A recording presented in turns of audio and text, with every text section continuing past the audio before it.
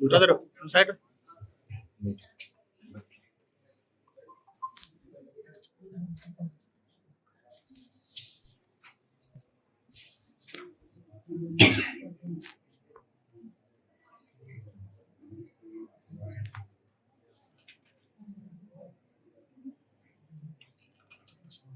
Develop అయ్యేదానికి మంచి పేరు వచ్చేదానికి అవకాశం ఉంది.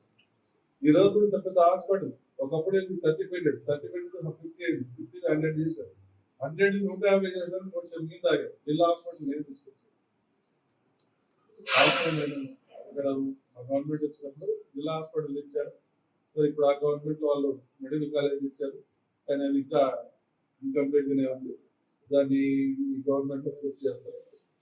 ఎట్టి పరిస్థితి అంటే మీకు తెలుసో తెలియదు, ఇది ఒక పూర్తి బ్యాక్వర్డ్ ఏరియా. ఎడారి కంటే పనికిరాని అక్కడ ఎడారి తారు ఎడారి మనం చదువుకున్నాం తెలుసు, చూసుకోవాలనుకుంటున్నాం. తారు ఎడారిలో వర్షం పడితే గడ్డి మనవు, వర్షం పడితే గడ్డి వస్తుంది, ప్రతి తేడా ఇక్కడికి అక్కడికి తేడా. మనుషులు చాలా మంచివారు, మీరు ఏం చెప్తాను అంటారు. అమ్మాయి అది గుంపుడు కానీ పైకి ఎటుపోయినా కానీ నువ్వు అంటే పెన్ను కాగితం తీసుకొని మీరు పిటిషన్లు పెట్టుకోకుండా ఆఫీసర్లు కానీ ఇంకోటి కానీ ఇబ్బంది పెట్టేటువంటి పరిస్థితులు చెప్తాం. ఇక్కడ ఏం లేదు, ఏం చెప్పినా తలెత్తుకొని పోయేటువంటి పరిస్థితి చెప్తాం. అమాయకులు ఉన్నటువంటి ప్రాంతం. ఈ ప్రాంతంలో మనం వీళ్ళ అమాయకత్వాన్ని ఇంకొద్దిగా మనం మాట్లాడుకోవడం కరెక్ట్ కాదంటే, వీళ్ళ అమాయకత్వాన్ని ఇంకొద్దిగా వాళ్ళు అమాయకత్వం పోయి వాళ్ళలో కొద్దిగా అవేర్నెస్ వచ్చే విధంగా చేసి ఇంకా 10 మందికి హాస్పిటల్కు వచ్చే విధంగా చేసుకుంటూ ఇంకా 10 మందికి మంచి సేవ చేసుకుంటూ అందరికీ మంచి పేరు పెట్టేలా చేసే బాధ్యత ఈరోజు మీ పైన మా పైన కూడా. ఈరోజు మన గవర్నమెంట్ ఏ కష్టాలలో ఉందో మీకు కూడా తెలుసు. ఎడ్యుకేటెడ్స్ గా మీరందరూ ఉన్న పరిస్థితులు, స్టేట్ పరిస్థితులు మీకు కూడా అవగాహన తెలుసు. ఏమైపోయినాం, ఏ పరిస్థితిలో వెళ్ళిపోయినాం, 14 ముందు ఏం జరిగింది, 14 తర్వాత మన స్టేట్ ఏ రకంగా ఇబ్బంది పడ్డారు, 14 తర్వాత 19 వరకు ఏ రకంగా స్టేట్ ని ఒక గాడిలోకి తీసుకొచ్చారు, తర్వాత 19 నుంచి 24 తర్వాత ఏం జరిగింది, ఈ జరిగిన విధ్వంసం ఎన్ని రకాలుగా నష్టపోయారు. నష్టపోవటం అనేది ఇటువంటి అమ్మాయికి తెలియకపోవచ్చు, ఏ రకంగా ఏం పోయింది, ఏం ఇబ్బందులు వచ్చినాయి అనేది ఇటువంటి చదువుకోబడినటువంటి వాళ్ళకు లేకపోతే ఇంకో 4 ఉన్నటువంటి వాళ్ళకి తెలియకపోవచ్చు.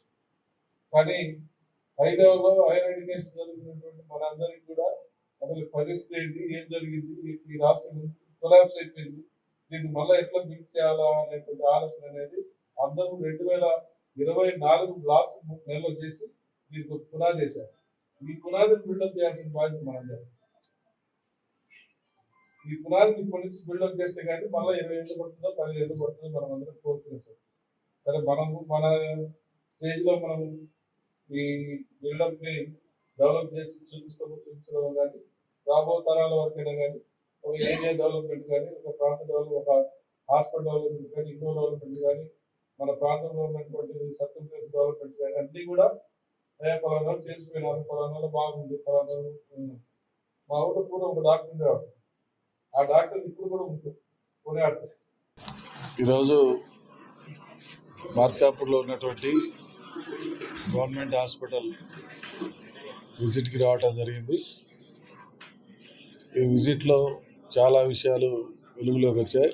ముఖ్యంగా కొంత డాక్టర్స్ కొరత, కొంత ఎక్విప్మెంట్ కొరత ఉండటం వల్ల కొన్ని సమస్యలు అనేవి ఫేస్ చేస్తున్నామని చెప్పి ఇక్కడ డాక్టర్స్ అందరూ కూడా మా దృష్టికి తీసుకురావడం జరిగింది.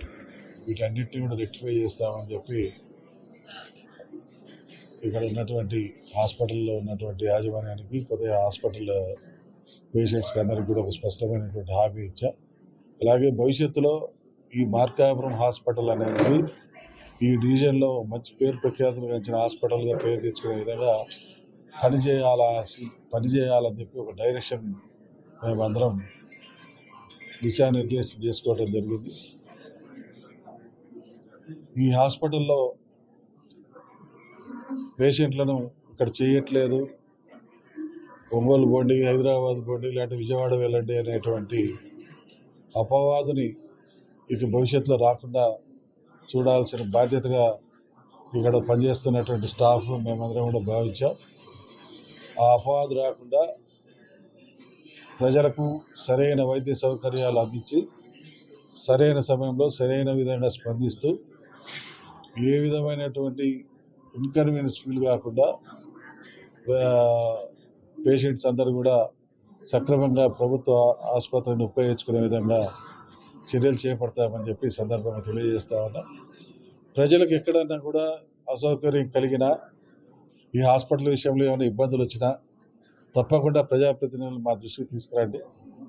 మేము ఇమీడియట్గా రెక్టిఫై చేస్తాం. అర్ధరాత్రి అయినా సరే మీకోసం స్పందించి మీ బాగోగులు చూసే బాధ్యతను మేము తీసుకుంటామని చెప్పి ఈ సందర్భంగా అందరికీ మాటిస్తా ఉన్నాం. అయితే మేము ఒకటే ఇక్కడ ఉన్నటువంటి టెక్నికల్ స్టాఫ్ కానీ, డాక్టర్స్ కానీ, పోతే నాన్ టీచింగ్ స్టాఫ్ కానీ, నాన్ టెక్నికల్ స్టాఫ్ కానీ అందరం కూడా ఒకటే పట్టుదల, ఒకటే డెసిషన్.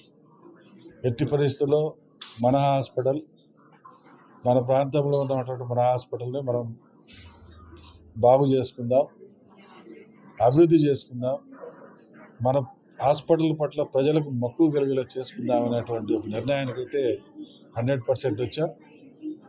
దీని ప్రకారం ఇక్కడి నుంచి పనితీరు కూడా అలాగే ఉంటుంది. ఎక్కడైనా డాక్టర్స్లో కానీ, స్టాఫ్లో కానీ వాళ్ళ పనితీరులో మీకు తేడా ఉన్నా, మీకు ఇబ్బందులు ఉన్నా కూడా మా దృష్టికి తీసుకురావాలని చెప్పి మేము ప్రజలను కోరుతా ఉన్నాం. Thank you.